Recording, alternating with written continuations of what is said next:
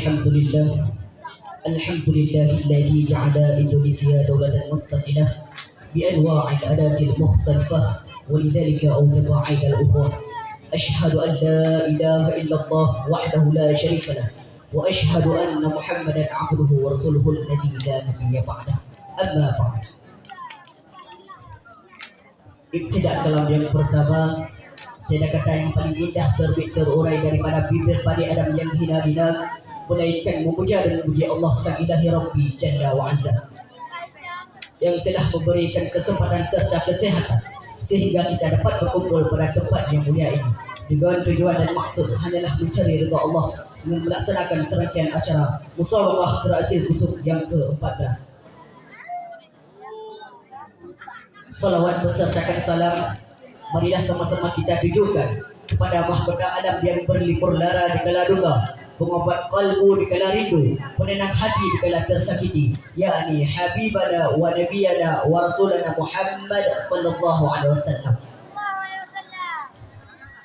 Salawat besertakan salam pula kepada para al dan sahabat dan kepada para alim ulama yang telah rela membantu Rasulullah dalam mengibarkan bendera pagi-pagi agama Islam yang berlambangkan kalimatul ulia, yakni kalimah la ilaha illallah Muhammadur Rasulullah.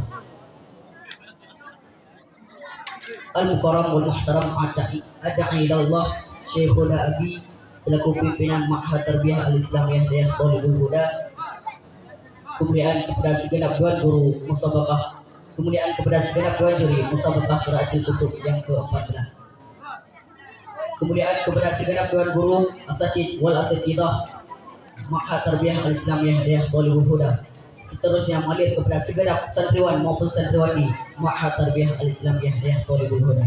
Hadirin yang dimuliakan oleh Allah Subhanahu wa taala. Pada kesempatan yang mulia ini, izinkan sejenak waktu untuk saya menyampaikan soundtrack Al-Quran yang saya kemas secara rapi, yang saya bahas secara mendalam serta setajam silet, yang berjudul Peran Pemuda di Zaman Penuh Teknologi. Hadirin yang dimuliakan oleh Allah Subhanahu wa taala.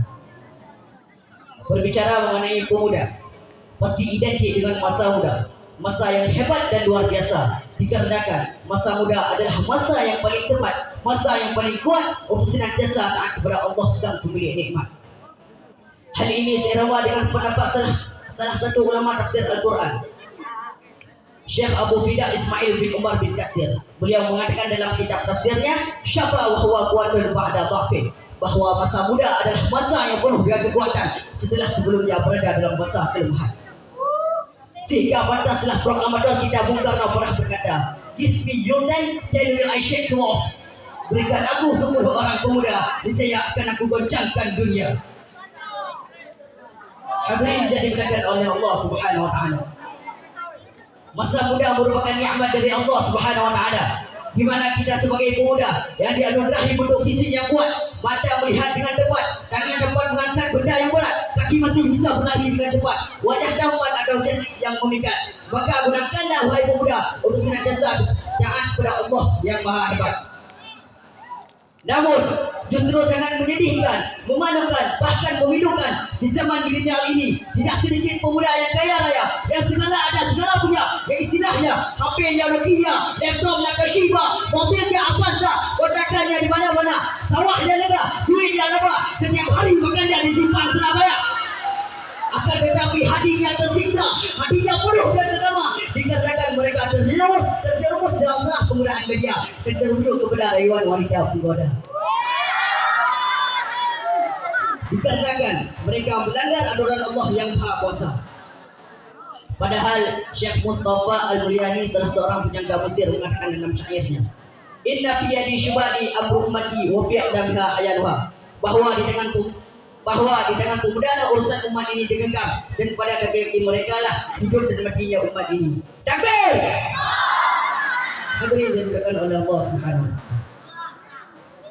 Kemudian pastilah timbul pertanyaan dalam hati kita, bagaimana kita seorang pemuda yang merupakan harapan bangsa, bagaimana kita seorang pemuda yang juga merupakan harapan berdoa dalam menghadapi dampak negatif dari era globalisasi dan di zaman milenial ini. supaya kita terhindar dari bahayanya media dan lain sebagainya? Jawabannya oleh Imam Sayyid Al-Qutb dalam kitabnya As-Saraidul Islam memberi solusi bagi kita semua, yaitu dengan cara tarbiyatul fardiyah. Kita sebagai pemuda harus senantiasa semangat belajar untuk belajar ilmu pengetahuan, sebagaimana Rasulullah SAW bersabda dalam sebuah hadis yang diriwayatkan oleh Ibnu Majah nomor 224. Walaqul ilmi fardhatun ala kulli muslimin wa muslimatin. Menuntut ilmu itu wajib bagi setiap laki-laki dan setiap perempuan. Hadirin yang dimuliakan oleh Allah Subhanahu wa taala. Oleh karena itu, marilah kita untuk senantiasa semangat belajar ilmu pengetahuan umum, disertai mendalami ilmu pengetahuan agama. Dikarenakan salah seorang ilmuwan Albert Einstein pernah berkata, ilmu agama tanpa ilmu pengetahuan umum itu mudah, dan ilmu pengetahuan agama tanpa didasari ilmu pengetahuan umum itu sangat berbahaya. Oleh karena itu, marilah kita sebagai pemuda untuk senantiasa semangat belajar ilmu pengetahuan umum disertai mendalami ilmu pengetahuan agama, sehingga kita menjadi pemuda yang berilmu, beriman dan bertakwa, yang akan membuat bangsa dan negara kita berjaya di zaman milenial ini. Sesuai dengan firman Allah Subhanahu wa taala dalam Quran surah Al-Jadalah ayat 11. A'udzu billahi minasyaitonir rajim. Bismillahirrahmanirrahim. Yarfa'illahu alladhina amanu minkum walladhina utul 'ilma darajat. Shadaqallahul 'azim. Yarfa'illahu alladhina amanu minkum. Allah akan meninggikan derajat orang-orang yang beriman. Walladzina utul 'ilma darajat, dan Allah akan meninggikan derajat orang-orang yang berilmu. Hadirin yang dimuliakan oleh Allah Subhanahu wa taala. Semoga kita menjadi pemuda atau remaja harapan bangsa dan agama yang berilmu, beriman dan bertakwa, disertai akhlakul karimah, jauh dari narkoba dan dekat dengan rahmat Allah Subhanahu wa taala, yang akan sehingga kita menjadi pemuda, sehingga kita hidup bahagia di dunia terlebih kelak di akhirat. Amin amin ya rabbal alamin. Hadirin yang dimuliakan oleh Allah Subhanahu wa taala. Mungkin hanya ini yang bisa saya sampaikan.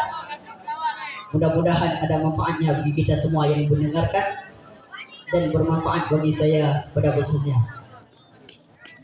Jika ada kata-kata, jika ada kebenaran dari apa yang saya sampaikan, itu semata-mata berasal dari Allah Subhanahu wa taala yang Maha benar. Dan jika ada kata-kata yang salah dari apa yang saya sampaikan, itu semata-mata berasal dari kelemahan saya sebagai seorang manusia. Hadanallahu wa iyyakum ajma'in. Assalamualaikum warahmatullahi wabarakatuh.